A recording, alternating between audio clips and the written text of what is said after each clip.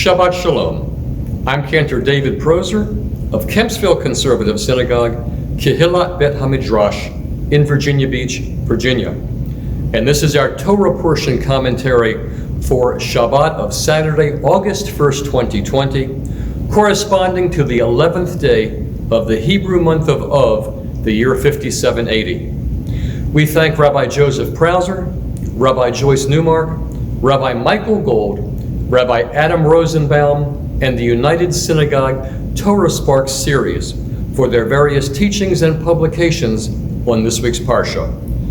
This Shabbat, August 1st, 2020, we read the Parsha of V'Etchanan, the second Parsha in the book of Devarim.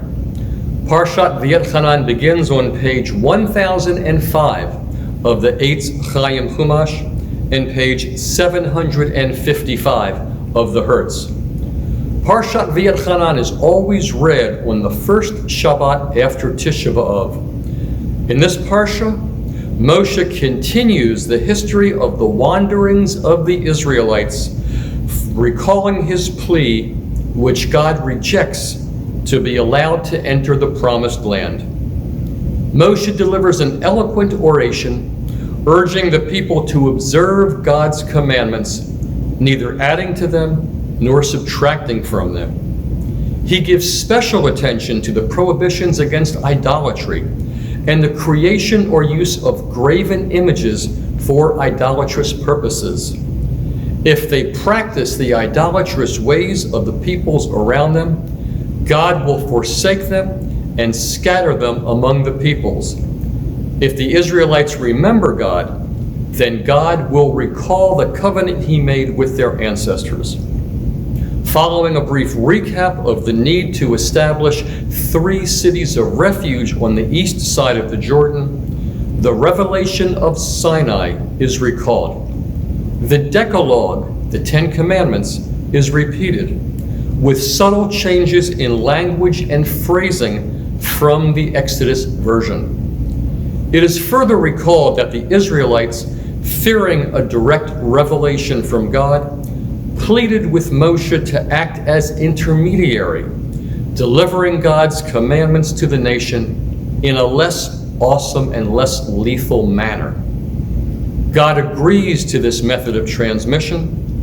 Moshe further urges the people to be faithful in obeying God and in upholding the covenant. The Parsha continues with the famous passage familiar from the daily liturgy known as the Shema and V'Ahavta. God's uniqueness and Israel's imperative of exclusive devotion to the Almighty are declared. The verses prescribe Israel's duty to love God, V'Ahavta, as well as providing the source for the observances of tefillin, mezuzah, and daily recitation of the Shema.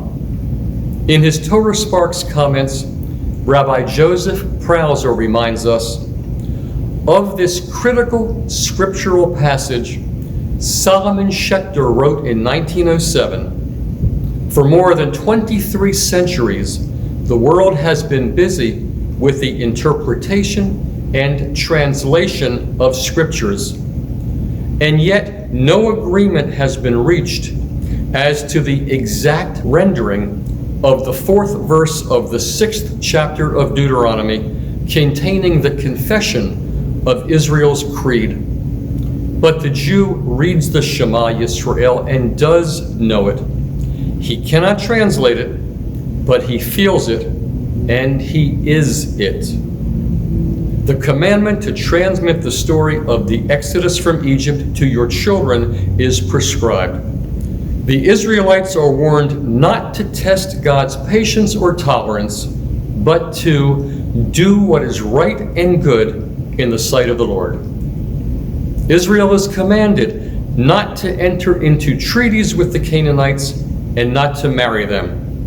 Their idolatrous altars and sanctuaries are to be destroyed. God's faithfulness to those who love and obey him, as well as his promise of punishment to those who reject him, is reemphasized, as are God's reasons in choosing Israel, his love for the Israelite nation, and the merits of their ancestors. The Haftorah for this Shabbat is from the book of Isaiah, chapter 40, verses 1 to 26, beginning on page 1033 of the Eitz Chaim Chumash and page 776 of the Hertz. Just as in the past 3 weeks, this Haftorah is not connected to this week's Torah portion of V'Etchanan by theme. Rather, it was chosen as the first of 7 Haftorot of consolation that follow Tisha B'Av. They consist of sublime messages of encouragement that have sustained and fortified Israel during its ordeals of cruelty and persecution through the ages. This Haftorah is always read on the Shabbat immediately following Tisha B'Av, the fast of the 9th day of the Hebrew month of Av, the anniversary of the fall of Jerusalem. It's from the first words of this Haftorah, Nachamu, Nachamu Ami, comfort ye my people, that this Shabbat also came to be known as Shabbat Nachamu, the Shabbat of comfort. The Haftorah opens with prophecies of consolation. These were addressed both to the Judeans who had been exiled to Babylon and to the destroyed city of Jerusalem itself.